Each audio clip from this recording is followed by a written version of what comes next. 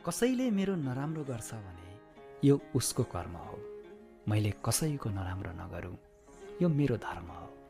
अरूलाई माफी दिनुहोस्, यो कारण होइन कि ऊ माफीको हकदार छ। चित्त शुद्ध होस् मेरो, बोली बुद्ध होस् मेरो, पैतालाले हिरै नमरोस्।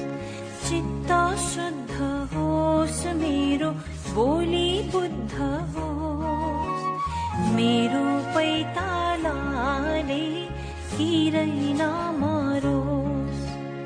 राम्रो आँखामा खुल्छ राम्रै संसार, काँडाको आँखामा काँडै संसार।